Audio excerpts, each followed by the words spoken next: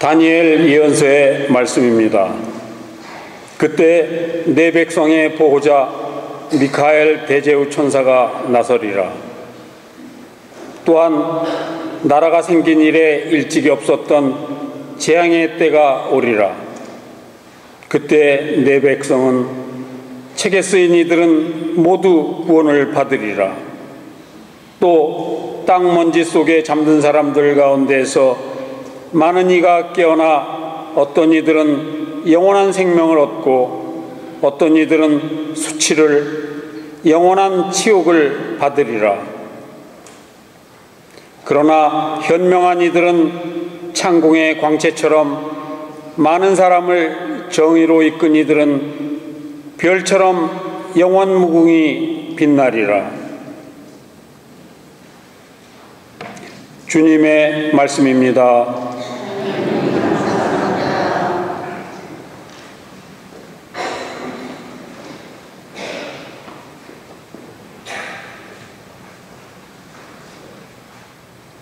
하다합소. 주님 저를 지켜주소서. 당신께 피신하나이다. 주님 저를 지켜주소서. 당신께 피신하나이다. 주님은 제 몫의 유산, 저의 잔, 당신이 제 운명의 제비를 쥐고 계시나이다.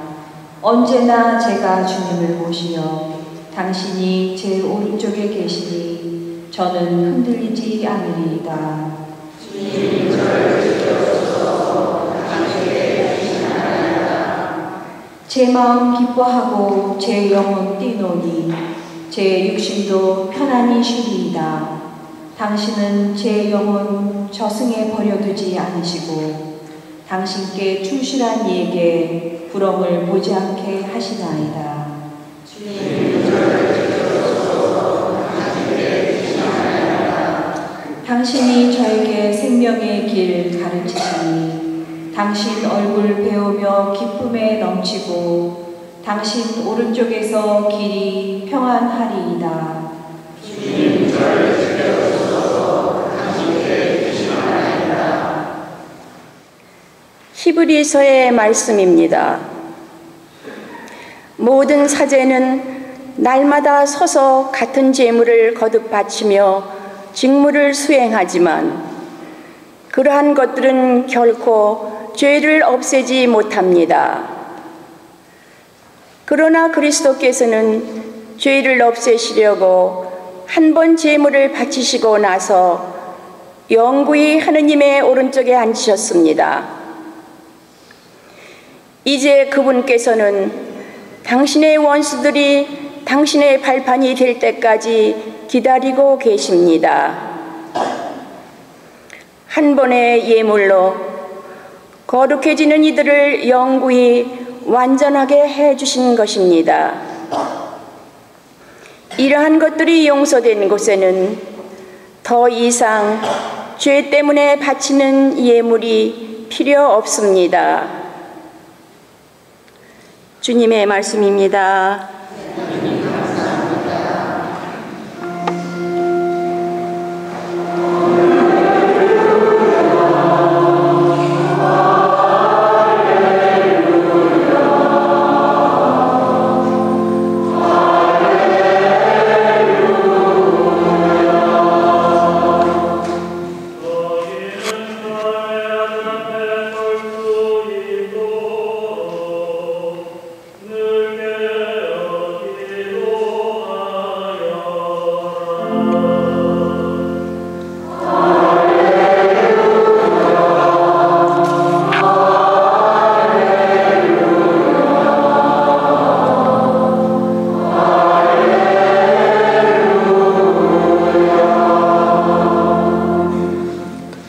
주님께서 여러분과 함께 마르코가 전한 거룩한 복음입니다.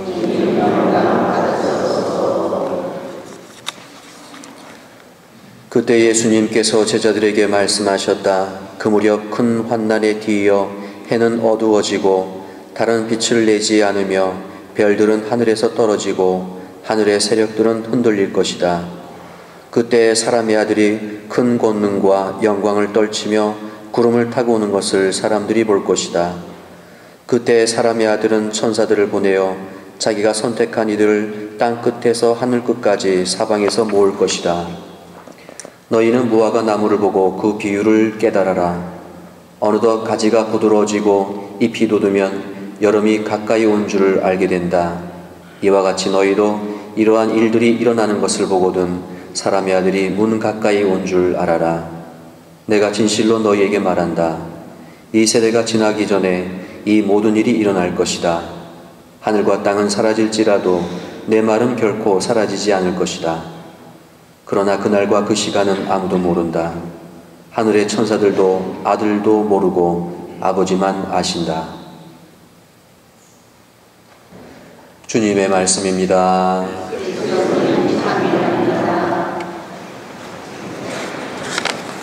예수님, 어느덧 한 해가 지나가고 있죠? 너무 이른 이야기라고 생각되시나요? 맞죠? 벌써 연중 33주 평신도주일이고 다음 주일은 무슨 주일인가요? 그리스도 왕 대축일요. 그리고 그 다음은요? 달력 바뀌었죠? 대림 제1주일로 들어가죠. 교회 전례력으로 얘기하면 2012년도가 끝나고 2013년도가 시작된다라고 얘기를 해도 되는 거죠. 좀 이렇게 좀 일찍 가는 듯 하지만 벌써 우리가 좀 생각해야 될 시기인 것 같습니다. 벌써 이제 거의 이제 끝물에 들어왔구나. 올 한 해 신앙적으로 신앙 안에서 우리가 올 한 해 시작하면서 신앙 안에서 결심했던 것들이 어디까지 왔는가 한번 생각해 볼 수 있는 시간들이 되었으면 좋겠습니다. 그리고 이렇게 거의 끝마무리에 평신도 주일이 있어요. 어떤 의미가 있을까요? 그러고 난 다음에 다음 주일에는 그리스도 왕 대축일, 우리가 그분을 우리의 임금님으로 왕으로 제대로 모시고 받들어 섬겼는가. 아마 이게 전혀 대충 뚝뚝뚝 던져놓은 것이 아니라 순서에 맞게 던져놓은 것 같은 이 전례력들, 이 전례 주기들, 괜하게 그렇게 던져놓은 것이 아닌데 싶습니다. 왜 맨 마지막쯤 돼서 더 의미 있는 것을 넣을 수도 있을 텐데 왜 평신도 주일이 있을까? 여러분들 신부 없는 예수님 생각해 보셨어요? 맨날 미사 어떻게 해요? 축성은 누가 해요? 강복은 누가 해요? 근데 또 신자 없는 신부는 또 생각해 볼 수가 없죠. 제가 여태까지 살면서 대기발령을 2번 정도 받은 적이 있어요. 군종에 입대하기 전에 8개월 정도 대기발령 받은 적이 있었고, 이라크에 파병 나가기 위해서 6개월 동안 또 대기발령 상태로 있었는데, 신부가 본당에 적이었고, 신부가 신자가 없으면은 완전 꽁지 빠진 거예요. 완전 재미 하나도 없어요. 그리고 어떤 날은 이러고 앉아서 방구석에 처박혀갖고, 근데 정말 처박히다는 표현이 맞죠. 좋게 얘기해서 소주 한 병 꺼내 들고 이게 뭔가 할 정도로. 그래서 신부는 정말 신자가 있어야 돼요. 그만큼 여러분들이 그렇게 신부님들한테 사랑받는 존재다라는 얘기를 해드리고 싶은 거예요. 그 신부님들의 마음속에 다 여러분들 하나하나가 차곡차곡 관심의 대상이고 그 사랑의 대상이라는 거. 여러분들 모르셨죠? 신부님 다 누구한테는 관심이 있고 누구는 더 사랑하고 누구는 더 미워하고 누구는 덜 사랑하고 이런 정도로 생각하셨어요? 아마 그러셨으면 지금 빨리 손가락을 깨물어 보세요. 안 아픈 손가락이 있는가? 그래서 옛날부터 영어로 뭐라 그래요? 신부를 영어로 뭐라 그래요? father라고 그러죠. 발음이 좀 좋아졌나 이제요? father가 아니고. 저는 군종신부입니다. 여러분들 알고 계시다시피 군종신부인데, 군대 훈련소에서 이게 미사를 하다 보면은 훈련병들이 5주에 한 번씩 들어와요. 뭐 매주마다 들어오죠. 기수별로 들어오니까. 그러면은 5주 동안 있는 동안에 세례를 줘요. 세례 받고 싶은 사람들이 있으면 손 들으라 그러고, 가끔은 강제적으로 주기도 해요. 야, 다 받아 임마 하게 한 거. 여기서 다 받고 가는 거야. 뭐 이렇게 하기도 하는데. 그래서 한 3, 4주 정도 퇴소하기 전에 교리 공부 시켜갖고 세례를 줍니다. 영세를 주기 전에 제가 이렇게 앉혀놓고 이렇게 이야기를 해요. 뭐라고 얘기하냐면, 얘들아 이따가 성체를 나눠줄 건데 성체는 예수님 몸이야. 자, 성체를 여러분들 손에 줄 때 자, 이렇게 왼손 오른손, 자, 왼손 오른손 구분 동작이다. 왼손 오른손. 자, 연속 동작. 자, 이렇게 앞으로 나와갖고 두 줄로 나와서 주님 앞에서 주님이 그리스도의 몸 하면 아멘 하는 거야. 알았냐? 네, 알겠습니다. 그래요. 예. 그런데 나올 때 되면은 똘똘한 애들도 있지만 이상한 들떨어진 녀석들도 꼭 있어요. 뭐라고 하냐면 그리스도의 몸 하면 뭐라 그럴 것 같아요? 네? 그럼 제가 제쳐먹어요. 그리스도의 몸! 그러면 예? 속에서는 가로 열고 이런 게 있죠. 이 새끼 가로 닫고, 야 내가 얘기했잖아. 뭐라 그랬어? 잘 못 들었는데. 환장해요. 뭐 200명 300명 세례 주는 것도 아니고 한 3, 40명 모아놓고 그리스도의 몸 하면 아멘 하는 거야. 알았지? 그러면은 다 아멘 할 것 같죠? 예, 못해요. 못한다. 또 어떤 애는 그래. 그리스도의 몸 하면은 어떻게 될지 몰라서 제 눈을 쳐다보고 성체를 한번 쳐다보고 왔다 갔다 해요. 또 어떤 친구 그리스도의 몸 하면 손가락이 와요. 잡으려고. 그럼 저는 이렇게 하죠. 그리스도의 몸 했다가 야 임마 잡지 마. 그러면 자꾸 잡으려고 그래요. 잡으려고. 제가 왜 이런 얘기를 할까요? 우리나라에 뭐 100만, 60만 대군이 있다 한들 이게 교육이 되어 있지 않으면 총알바지밖에 될 수가 없어요. 오히려 교육이 되어 있지 않고 교육이 되지 않은 채로 전장에 내보내면은 다른 사람들한테 민폐만 된다라는 얘기를 하는 거죠. 그래서 저는 조교들을 상당히 많이 위로해줘요. 성당에 데리고 오는 조교들을, 아이들을 그래도 천주교 신자 중에서 조교가 하나 있으면 얘들아 성당 가자 이렇게 한마디라도 하면은 조교의 말 한마디 애들이 많이 움직여요. 근데 그 조교들을 제가 많이 챙겨줘요. 왜 챙겨주냐면 많이 데려오기 때문에 영업비를 주는 것도 있지만 또 한 가지 뭐냐면 얘들이 얼마나 힘든 애들일까. 말들이 이렇게 안 통해요. 말들이. 아주 간단한 얘기인데도 이게 힘들게 남을 가르친다는 것이 얼마나 어려운 건가. 애들이 몸소 체험하는 거예요. 그 아이들 중에서 저희한테 그런 이야기하는 경우가 있어요. 조교들이. 학교 선생님들이 얼마나 힘든지, 부모님이 얼마나 힘든지 자기가 조교를 하면서 그걸 체험한다라는 이런 이야기를 하더라고요. 자, 이제 평신도주의를 맞아서 우리 한국 최초의 우리 신앙 공동체를 한번 생각해 봅시다. 제가 지난번에도 말씀드렸고 여러분들이 아마 익히 알고 계실 것 같아요. 우리 한국 천주교 신앙 공동체는 전 세계적으로 볼 수 없는 아주 독자적인 노선을 걸어왔죠. 아주 자생적인 교회라고 얘기하고 스스로 신앙 공동체를 키워왔어요. 어떻게 신앙 공동체가 이렇게 배가 되었는지 아세요? 간단해요. 별것도 아니에요. 어떻게 늘었냐면은 사람들이 순교당하는 모습을 보면서 사람들이 신앙 공동체로 입문하게 되는, 입교하게 되는 거죠. 또 황석도라는 성인 같은 경우에는 과거 시험 보러 가다가 주막에서 어떤 사람을 만나야 그냥 술 한잔 먹으려고, 국밥 한 그릇 먹으려고 과거 시험 보려고 서울 가다가 거기서 누굴 만나면 천주교회를 만나요. 그래서 우연찮게 얘기하다가 과거 시험 포기하고 천주교를 입교를 해요. 옛날에는 다 이런 식이었어요. 옛날에 우리 한국 가톨릭 교회의 시작은 어떻게 됐냐면은 가게 중심의 선교. 첫 번째.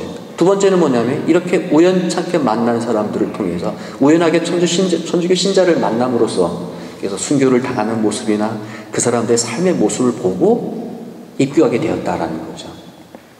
다시 이야기하면은 우리 신앙 공동체가 커지게 된 이유는 뭐냐면은 주장의 확산이 아니라 체험을 통해서 얻게 된 신앙이었던 거죠. 뭘 봤다는 거예요. 뭘 봤다는 거죠.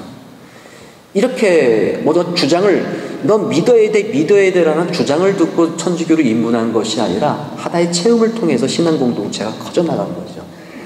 우리들 안에서 이미 신앙 공동체 안에서 신앙을 간직하고 그 신앙이 우리에게 주는 커다란 희망을 간직하고 살아감으로써 얻게 되는 참 평화를 체험했기 때문에 우리 신앙 공동체가 튼튼해진 거죠. 그리고 그런 어떤 신앙 공동체 삶을 통해서 만나는 사람마다 그것이 그대로 전달되는 거죠.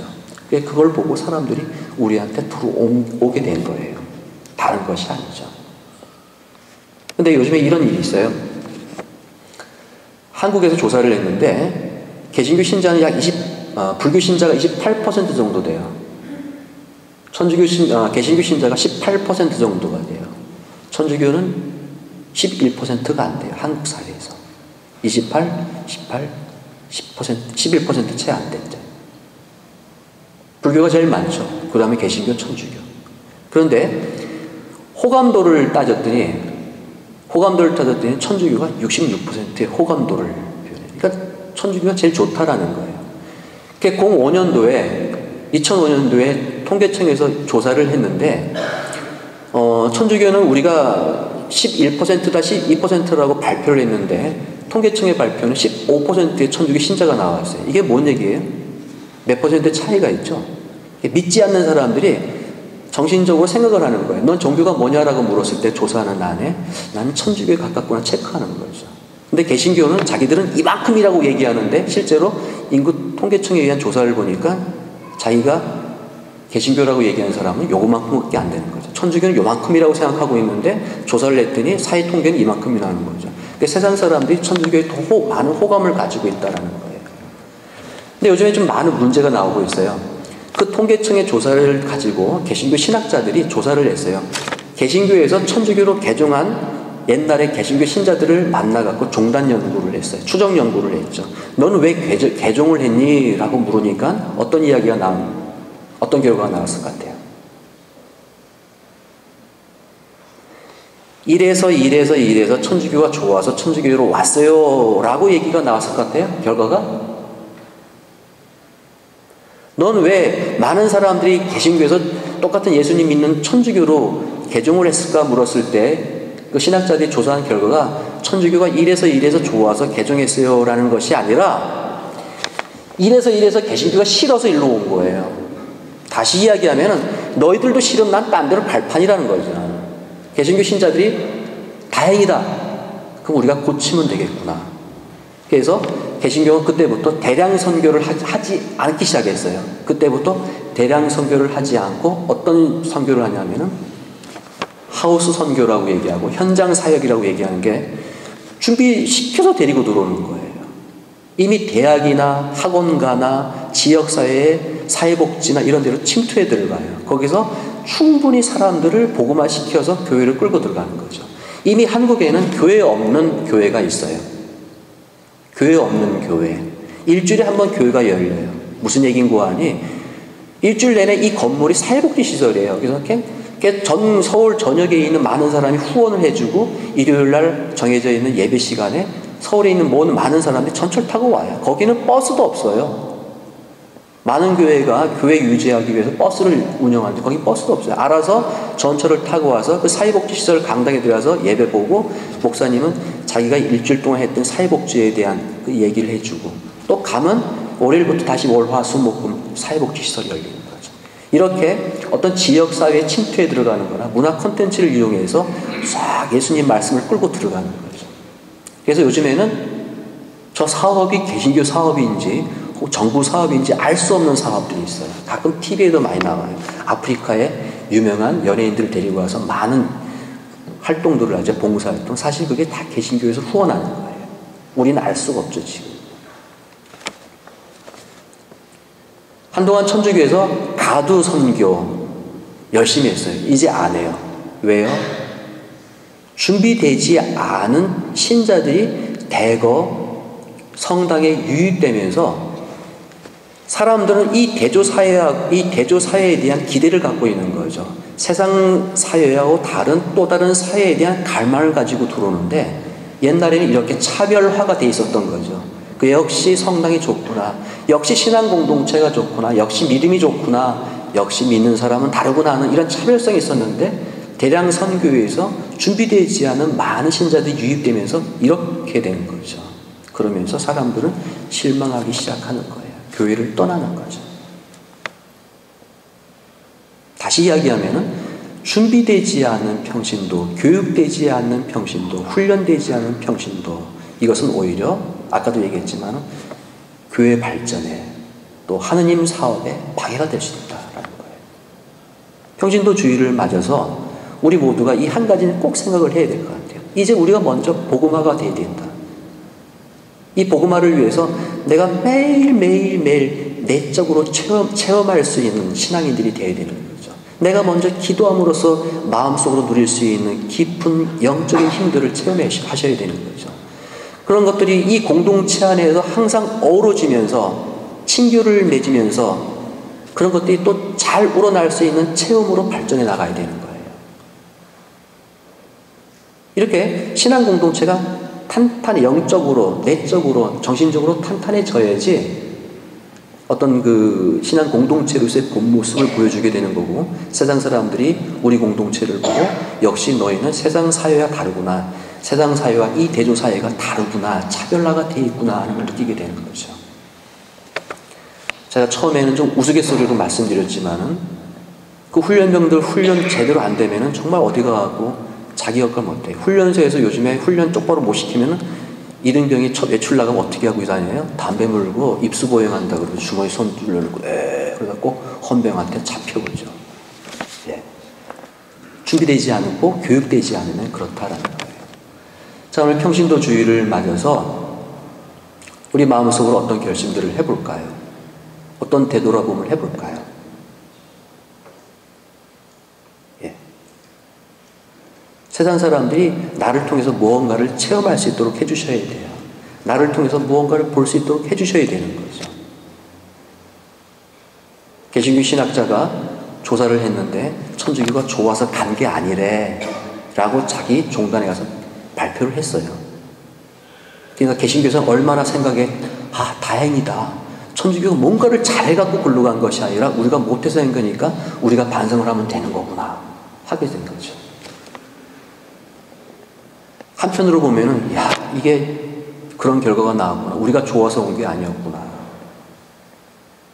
자, 오늘 평신도주의를 맞아서 이런 것들을 한번 각자가 좀 이렇게 되돌아봤으면 좋겠습니다.